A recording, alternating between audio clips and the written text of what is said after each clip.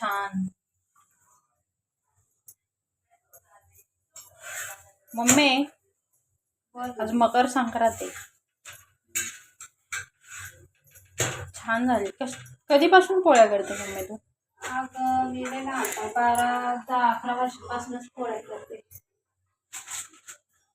अरे बाप, तुला पहिल्यापासून येतात पोळ्या? हो, पहिल्यापासून पोळ्या येते. पोळ्या नाही सगळंच स्वयंपाक येते.